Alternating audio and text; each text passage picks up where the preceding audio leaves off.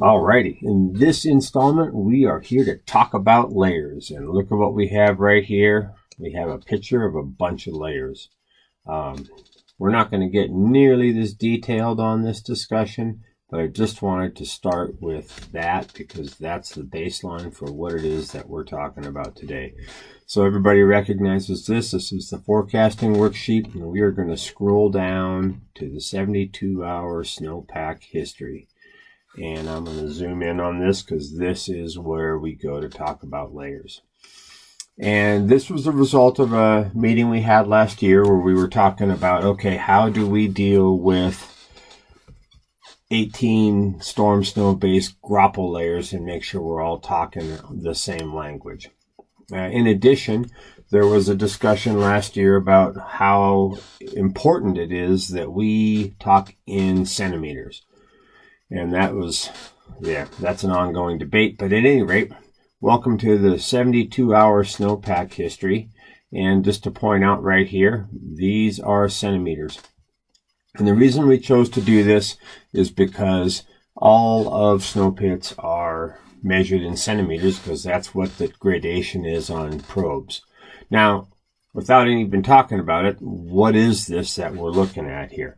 Well, let's scroll down, and if you look at it, there's obviously 3 days, 72 hours. You had foreshadowing on that, and a certain amount of depth. And these little bars represent a snowpack. They speak not at all to hardness or density changes. They just speak to layers, and in this case, layers that we are interested in. So rather than trying to communicate all of this stuff, we're simplifying things. And so when we talk about layers are concerned, how this thing works is it gives us our height of snow. So you can see height of snow here, 119 centimeters, 47 inches, parenthetically for those working on learning to convert. Height of new is 8 centimeters, which parenthetically was 3 inches. All these numbers came in inches to begin with, and the centimeters were simply calculated.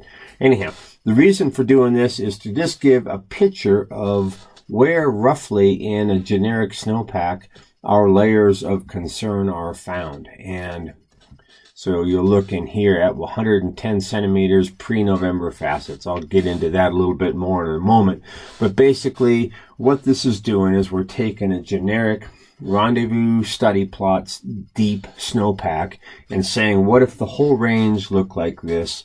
How would we talk about individual issues that we have? And so what this little chart does is it draws a line roughly where that layer would be. It's totally representative because we all know that maybe there's 120 centimeters here at Rendezvous Bowl, but up on top of the Jensen Divide on the lee side, it's probably 4 times that deep. On the windward side, there probably isn't any snow. So this is just a generic way of communicating. I'm going to scroll back out here for a second and point out some things about this chart. This chart is set up so that it looks at either the whole snowpack, or if I scroll down here into this corner, I can set the gradation so that I can change the scale. So in this case, let's say I change it to a 2 centimeter scale. Now you'll notice everything is 2, 4, 6, 8. So it's not in threes anymore.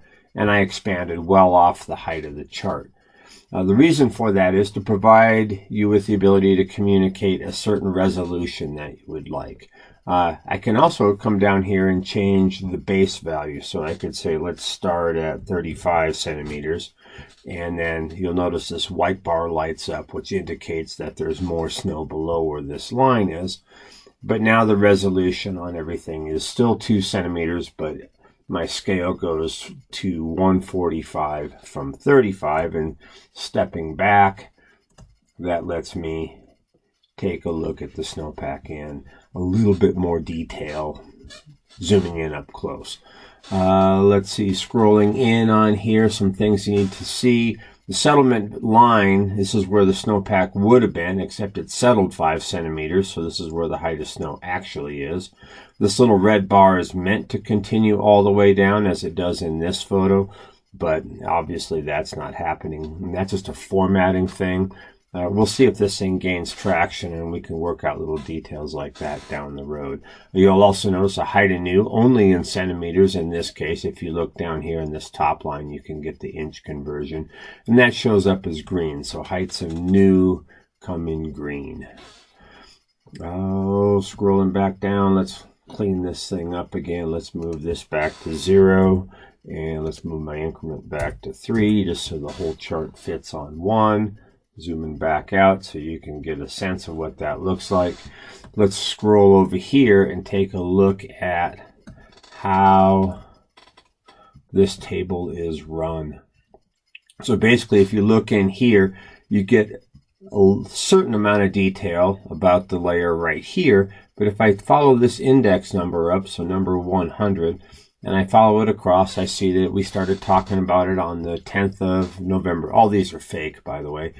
Its status is still open. I gave it a name. I gave it a depth. It's got a layer type. As we scroll over, I could put in aspect where, and is it in the southern Tetons, central Tetons, northern Tetons, so wherever it is, what the weak layer grain is, and any notes. Now we'll talk about how to use these tables to drive the look that you have down there in the chart in a later installment, but right now this is just getting a big picture look at what we have here. Alrighty, down below here, this is the idea with this is to be able to talk about these layers in a more verbal way that will then translate down into our layers of concern further in the sheet. But that's a whole different can of worms as well. So that's the basic intro. I hope you're at least somewhat interested. It piqued your curiosity. And I'll come back and talk about how to edit this thing and hopefully add some certain amount of power to the